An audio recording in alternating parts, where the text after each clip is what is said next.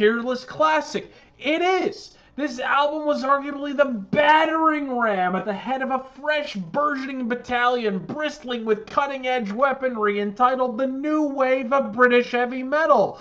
A searing firebrand by the name of Rapid Fire. It's Breaking the Law, and that song is absolutely classic. Beavis and Butthead would always make parodies of it on the show. Always played as like an encore usually.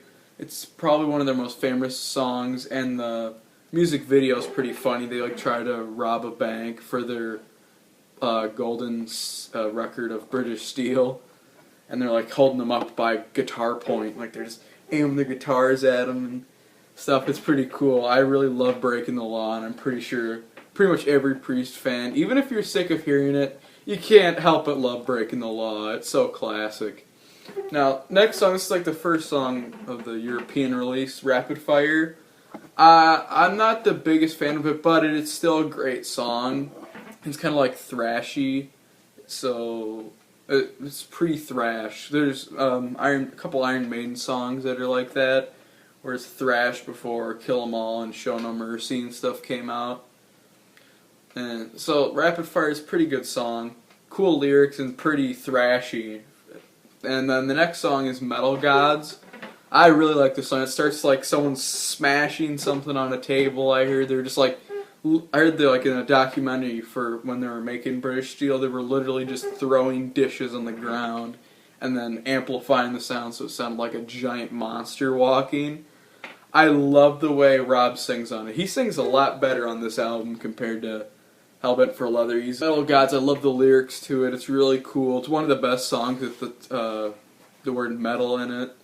Has a really nice chorus. I really like this song. Living After Midnight, I think it was inspired by a lot of partying and stuff that they were doing, and Rob just started writing lyrics, and then they just wrote this really simple riff around it. They were pretty amazing. The Rage is probably my favorite song of the whole thing.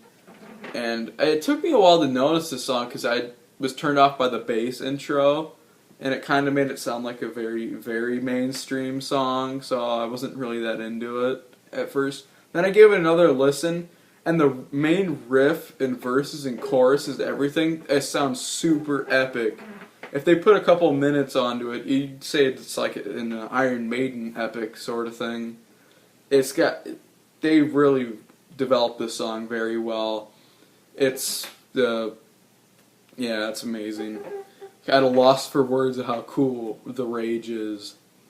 And the next song, Steeler, is really cool as well. It has a lot of great lyrics and riffing. The singing over top of a lot of this just works a lot better than Hellbent for Leather. The singing that Rob does is incredible on it.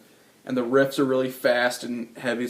Yeah, it's a great song, kind of party song, until Rob comes in and just makes it full-on heavy metal. There's a huge debate over a lot of Priest albums of the like rock or metal. I guess I consider early metal. There's some hard rock parts to it, like Living After Midnight is more hard rock.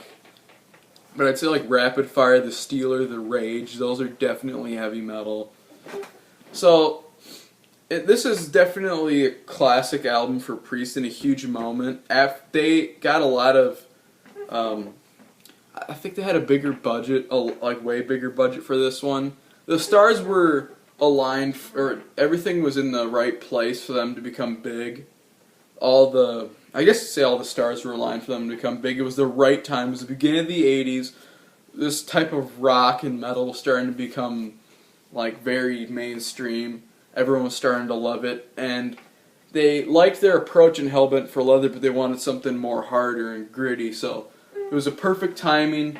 They were very, very focused on it. Even though some of it's simple, like Living After Midnight, they were very focused on making it. I believe they even recorded it in the same place the Beatles did a lot of their stuff. But yeah, they were like very creative with stuff. Like I said, with Metal Gods, they were just throwing dishes on the ground and making loud noises to help create the mood.